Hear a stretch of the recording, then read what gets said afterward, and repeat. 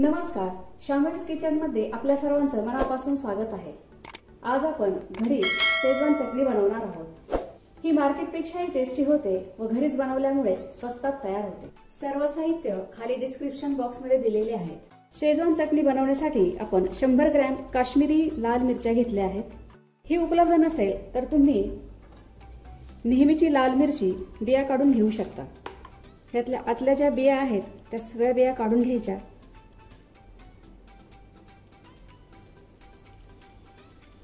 आणि तुम्ही ह्या मिरच्याची शेजवान चटणी बनवू शकता। मिरच्या स्वच्छ धुवून घेतल्या आहेत व देठ काढले आहे। एका मोठ्या भांड्यात मिरच्या घेतल्या आहेत, त्यात 2 ग्लास कडक पाणी घालूया। व्यवस्थित मिक्स करूया आणि झाकण ठेवून 20 मिनिटे बाजूला ठेवूया। 20 मिनिटे झाली आहेत।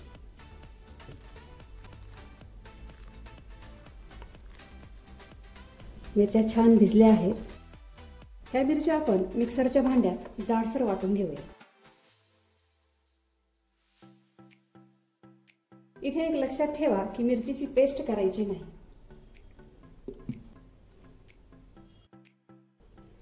आपण अशा प्रकारे ही मिरची जाडसर वाटून घेतली आहे। कढईत अर्धा कप तेल गरम केले आहे। त्यामध्ये बारीक कट केलेला अर्धा कप लसूण, 3 मोठे चमचे बारीक कट केलेले आले, 1 छोटा चमचा कोथिंबीरीचे देठ हे आपण मिक्स करूया। गॅसची फ्लेम मंद आहे। लसूण आणि आल्याचा कच्चेपणा जाईपर्यंत आपण हे परतून घेणार आहोत।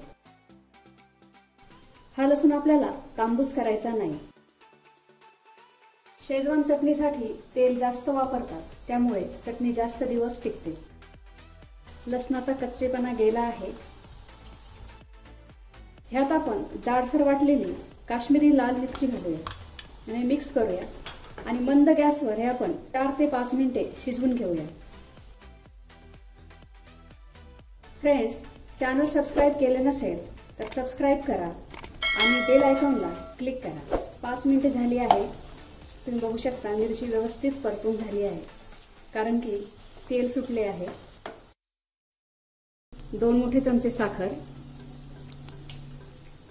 अर्धा मोठा चमचा मीठ, 2 मोठे चमचे विनेगर, 1 छोटा चमचा सोया सॉस, अर्धा छोटा चमचा काळी मिरी पावडर हे आपण व्यवस्थित मिक्स करून घेऊया।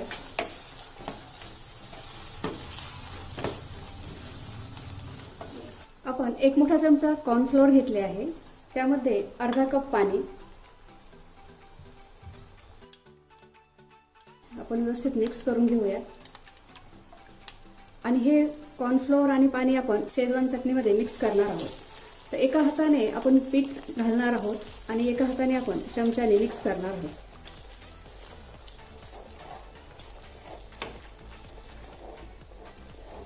हे असे केल्यामुळे पिठाच्या गुठळ्या होत नाहीत।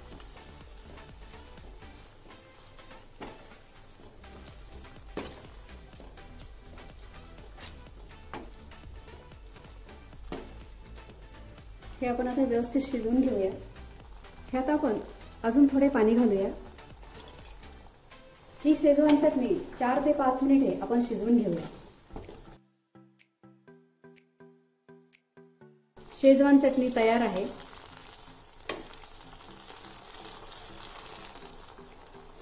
ही चटणी हवाबंद काचेच्या कंटेनरमध्ये तुम्ही ठेवू शकता। काचेच्या कंटेनरमध्ये ही 1 महिना टिकते।